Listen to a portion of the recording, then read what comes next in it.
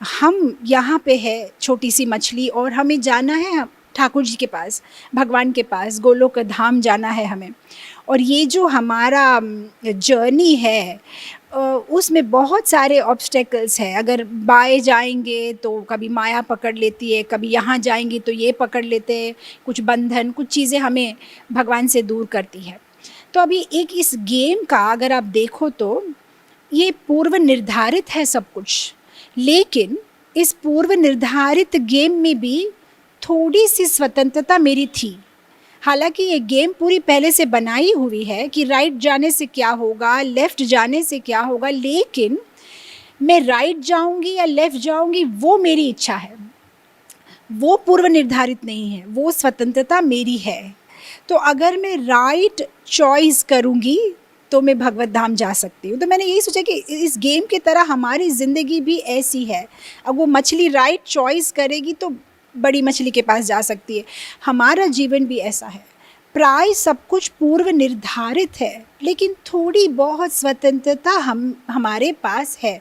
हम क्या चॉइस करते हैं, और अगर हमें सही चॉइस करना आ जाए तो हम भगवत धाम जा सकते हैं। उसका मतलब everything is depended upon the choice, हम क्या चॉइस करते हैं।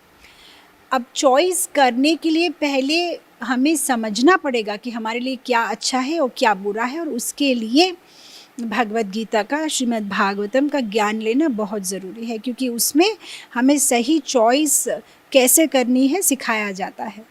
तो मैंने यही सोचा कि भगवान और हमारे बीच में ये जो हम चॉइस, ये जो वर्ड मैं यूज़ कर रही हूँ, चयन करना, इस चयन करने को कहते हैं कर्म करना, यानी कार्य करना। तो मैं जो कर्म करूँगी उसके अनुसार निर्धारित होगा कि मैं कहाँ जाऊँगी। ऊपर भगवत धाम जाएंगे, स्वर्ग में जाएंगे, नरक में जाएंगे, ये स्वतंत्रता हमारी है। तो हमें सही चयन करना है, और ये सही चयन करने के लिए भागवत और भगवत गीता का ज्ञान लेना बहुत ज़रूरी है, अदरवाइज़ हम गलत चयन कर लेंगे। हमारे जीवन में जो भी होता है, छोटी सी छोटी घटना, एक फ़ाइल जो हम कभी हमारे कमरे में भूल जाते हैं, या पेन की इंक ख़त्म हो जाती है, हर एक चीज़ जो है वो पूर्व निर्धारित है, या तो भगवान के प्लान के अनुसार ही हो रही है हर एक चीज़। हमने पूर्व में क्या कर्म किए थे, हमने अब इस जन्म में क्या कर्म किए थे, भगवान की क्या इच्छा है, सामने वाले पर्सन के क्या कर्म है, ये सब कुछ मिलझोल के जो है एक घटना घटती है। तो ये जो कर्म की गुत्थी है, बाप रे, बड़ी ज़बरदस्त है। इसको समझना बहुत ही जटिल है, बहुत ही कठिन है। तो क्या है ये कर्म, क्या है ये कर्म? एक विज्ञान है। इसको समझने से क्या होगा, हम सही चॉइस करेंगे और फिर हमारा जीवन सही दिशा में जाएगा। क्योंकि अगर देखा जाए तो आज हम भगवान से दूर है ओनली बिकॉज ऑफ कर्म। अगर कर्म ठीक करेंगे तो हम भगवान के पास जा सकते हैं। ये कर्म ही हमें जन्म मृत्यु जरा व्याधि के चक्र में जो है हमें फंसा के भौतिक जगत में रख रही है। तो ये कर्म है क्या? सरल भाषा में बताया जाए तो कर्म माने कार्य। और भगवत गीता में बोला गया है कि कर्म जो है वो 3 प्रकार के होते हैं। एक है सुकर्म माने अच्छे कर्म, एक है विकर्म माने बुरे कर्म, और एक है अकर्म माने ऐसा कर्म जिससे ना कोई अच्छे रिजल्ट आते हैं, जिससे ना कोई बुरे रिजल्ट आते हैं। ये हमें ये कर्म करने से हम इस भौतिक जगत में नहीं फंसते हैं, हम भगवत धाम वापस जा सकते हैं। तो कर्म, विकर्म और अकर्म।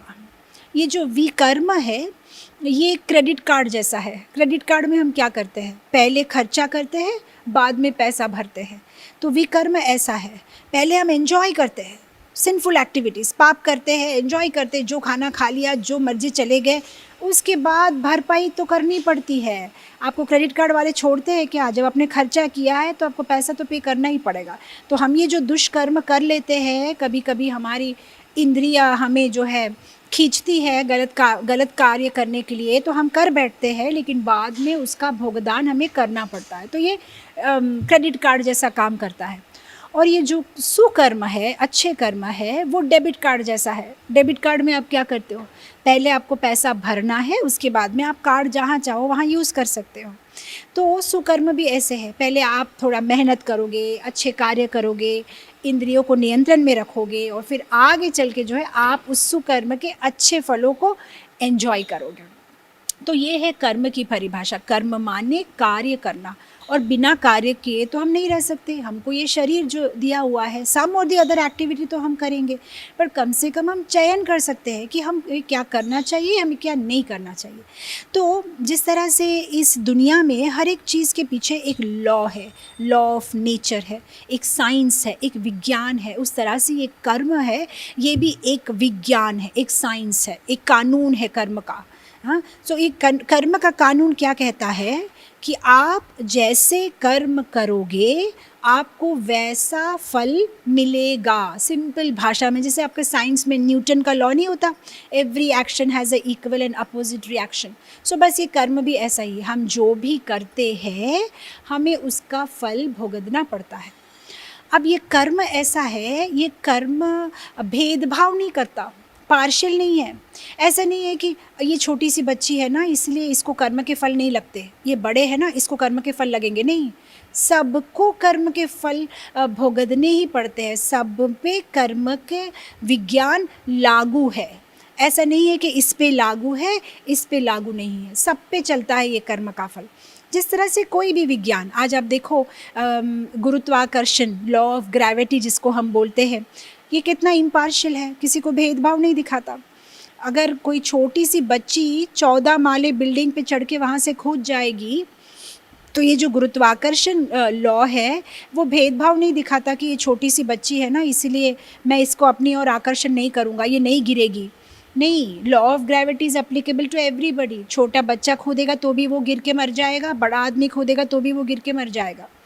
एक अगर छोटी सी लड़की है, अगर उसने आग में हाथ डाल दी तो अग्नि जो है वो पार्शियल नहीं होती। छोटी बच्ची है, मैं इसको हाथ नहीं जलाऊंगा, इसको पता नहीं है ना, नहीं पता हो नहीं हो, ये अप्लीकेबल है। तो उसी तरह से ये जो कर्म होता है, आपको वेदर ज्ञान हो ना हो, ये कर्म जो है किसी को भेदभाव नहीं दिखाता। आप जो करते हो उसका आपको भुगतना ही पड़ता है, अच्छा या तो बुरा।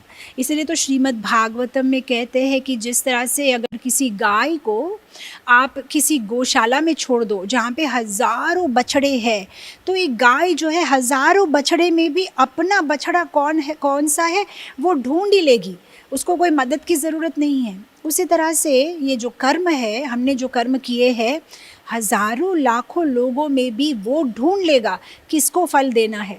इसलिए तो आप देखिए रास्ते में हज़ारों लोग चलते हैं, लेकिन किसी एक आदमी का चलते चलते एक्सीडेंट हो जाता है, किसी एक आदमी को जो है ट्रक ठोकर लगा देती है। क्यों?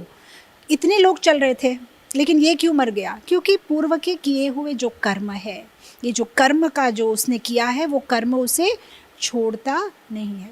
तो ये कर्म जो है ये पार्शियल नहीं है, ये कर्म सबको लागू है और ये कर्म जो कोई भेदभाव नहीं दिखाता। तो इसलिए हमें कितना केयरफुल रहना चाहिए कि हम कैसे कर्म कर रहे हैं।